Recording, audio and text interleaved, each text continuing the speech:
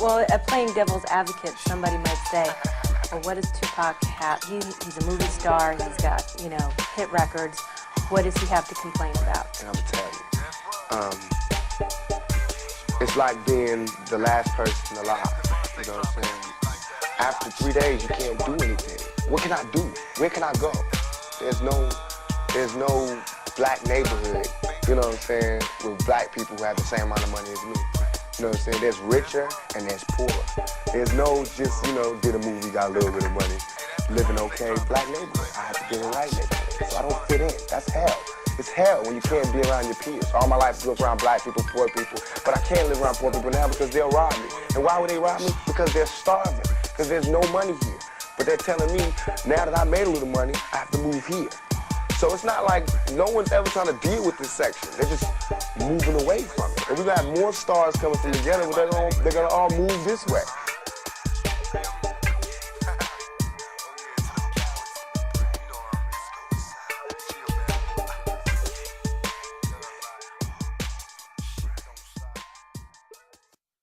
I live thug life, but let the money come to me. Cause they can never take the game from a young G. I'm getting money.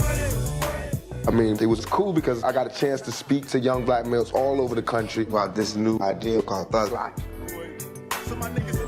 which is a new kind of black power. And when I say thug life, I mean that shit. Cause these white folks see us as thugs. I don't care what y'all think. I don't care if you think you a lawyer, if you a man, if you an African American, if you whatever the fuck you think you are. We thugs and niggas to these motherfuckers. You know? And until we own some shit, I'ma call it like it is. How you gonna be a man and we starving? You know? And you can walk by 5 different houses, ain't a man in either one of them motherfuckers. How we gonna be a man? How we gonna be African Americans and we out here dying? We thugs and we niggas until we set this shit right. Trust me when I tell you that shit. Young black males out there identify with thug life, but I couldn't handle it. I could handle it, but not right away. Mr. Shakor, can we get a comment from you? Hell no. Thug life. No, Thug life. Thug life. That's my comment. what's that mean? I don't This understand. is yours. What did happen? Thug life. Imagine you have 14,000 people ready to do whatever you want. You know what I'm saying? When you have all over the country people waiting to hear what you want to do. All of a sudden, I got people in the penitentiary, big-time OG criminals, calling me, telling me they want me to lead their movement. I mean, I'm gonna have a problem. So they told me to watch my language. Fuck that. I'm gonna have a small identity crisis here. I felt like now I got every man in America who wants to take an order from me, wants to know what I want to do. Pump your fist like this. I'll if you hear me. Pump, it's your fist. Wants to know what's my plan for young black males. And that makes me scared. Now my homies in the black streets. You feel me when they rolling in their black jeans. This ain't just a rap song, a black song. Telling all my brothers get they strap on. And look for me in the struggle. Hustling to other brothers' bubble. I'll if you hear me. I'm 22.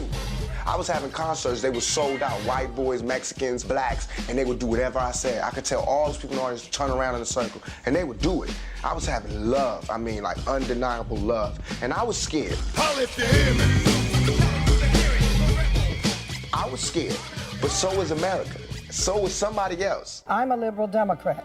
And I'm a conservative Republican. But we're both worried about the society our children live in today. But that makes me want to rise to the occasion. You know what I'm saying? What makes me want to give my whole life to him. And I will give my whole life to this plan that I have for thug life. That's my new posse, that's my new way of thinking. That's how we rolling in the 9-3, thug life. When I'm saying thug, I mean not criminal, someone to beat you over the head. I mean the underdog. If the person that had nothing succeeds, he's a thug, because he overcame all obstacles. It doesn't have anything to do with the dictionary's version of thug. To me, thug is my pride. Not being someone that goes against the law, not being someone that takes, but being someone that has nothing. And that even though I have nothing and there's no home for me to go to, my head is up high. My chest is out, I walk tall, I talk loud, I'm being strong. I am against racial and ethnic entitlements. I think they are un-American. I don't understand why America doesn't understand thug life. America is thug life.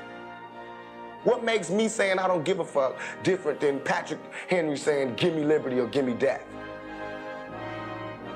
What makes my freedom less worth fighting for than Bosnians or whoever they want to fight for this year?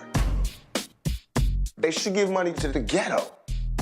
I mean, I think even gangs can be positive. It just has to be organized, and it has to steer away from being self-destructive to being self-productive.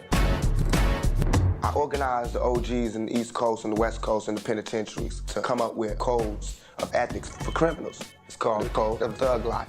It's a code putting order to the violence on the streets.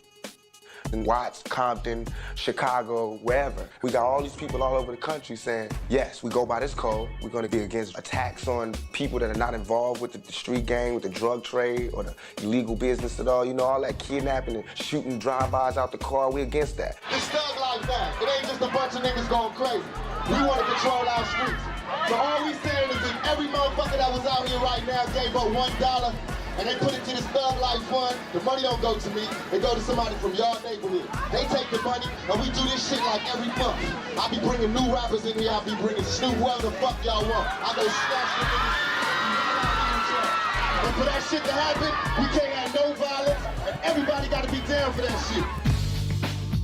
And we're just gonna start slowly but surely taking our communities back, regulate our community, organize. We need to start taking care of our own. We gotta start somewhere. And I don't know about anything else, but this to me was the start. What is the message though?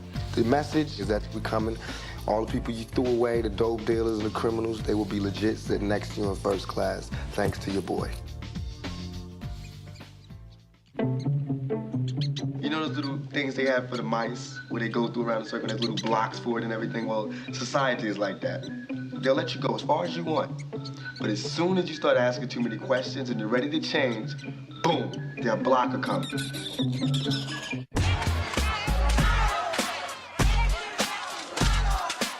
There is absolutely no reason for a record like this to be published by a responsible corporation. Never before has there been such a will to use music to advertise self-destructive violence. It glorifies violence. It's creating a culture of guns and rape. Adding insult to injury, she says, is rapper توباك Shakor being nominated for an NAACP Image Award. All of a sudden, I got the whole world feeling me. Saying I ain't even started. I haven't even wrote my plan out yet, and they're trying to stop me. I challenge the view that those who revel in violence, depravity on the screen or in the song bear no responsibility when that spirit spreads out into our culture. I don't have no disrespect towards Bob Dog. I know he don't know what he's talking about. He's just talking. Some card that somebody gave him, he's just reading off that card. Well, he's cute, you know what I mean? He's my grandfather. He's an old dude talking mess. You don't have to use vile and ugly language. WPGC in Washington, D.C. dropped violent or demeaning lyrics. KACE in Los Angeles followed suit. They're yelling, shoot in a community that is crowded with guns. I'm not looking for approval from the black community. You know, we are a part of the black community. I'm a thug, and I rap about the oppressed fighting back. And we shouldn't be angry, and my raps that I'm rapping to my community shouldn't be filled with rage. You know what I'm saying? They shouldn't be filled with the same atrocities that they gave to me. In the media, they don't talk about it. So in my raps, I have to talk about it. And it just seems foreign because there's no one else talking about it. Yes, my raps are filled with rage. One of these days, we gotta bust back for the homies. You have to be logical. You know, if I know that in this hotel room, they have food every day, and I'm knocking on the door every day to eat, and they open the door, let me see the party, let me see like them throwing salami all over I mean, just like throwing food around, where they're telling me there's no food in here. You know what I'm saying? Every day, I'm standing outside trying to sing my way in. You know what I'm saying? We are hungry, please let us in. We are hungry, please let us in. After about a week, that song is gonna change to we hungry, we need some food. After 2-3 weeks, it's like, you know, give me all the food, breaking out the door. And after a year, then you just like, you know what I'm saying? I'm picking the lock, coming through the door, blasting, you know what I'm saying? It's like you hungry, you reached your level, you don't want any more. We asked 10 years ago. We was asking with the Panthers. We was asking with them, you know, with civil rights movement. We was asking, you know, now those people that were asking, they're all dead and in jail. So now what do you think we're gonna do? Ask? I put my gun away and grab my AK. It's getting hectic. I can't call it. House full of alcoholics. Now a nigga's under pressure. You know, I want when they see me, they know that every day when I'm breathing, it's for us to go farther. You know, every time I speak, I want the truth to come out. You know what I'm saying? Every time I speak, I want to shiver. You know, I don't want them to be like, they know what I'm going to say because it's polite. They know what I'm going to say. And even if I get in trouble, you know what I'm saying? Ain't that what we're supposed to do? I'm not saying I'm going to rule the world or I'm going to change the world, but I guarantee that I will spark the brain that will change the world. And that's our job, is to spark somebody else watching us. We might not be the ones, but let's not be selfish, and because we're not going to change the world, let's not talk about how we should change it. I don't know how to change it, but I know if I keep talking about how dirty it is out here, somebody going to clean it up. There's a bad part because the kids see that and they mimic him. That's the part I haven't figured out yet. But the positive side is the kids who live in a household where the mother is a crackhead or whatever, and he hears the rap, he's like, oh, that's an everyday thing for them. So I don't have to feel ashamed. It cuts both ways. To me, it's like, when I say I live the thug life, baby, I'm hopeless. One person might hear that and just like the way it sounds, you know what I'm saying? But I'm doing it for the kid that really lives a thug life and feels like it's hopeless. So when I say hopeless, and when I say when I say it like that, it's like I reach him. You understand?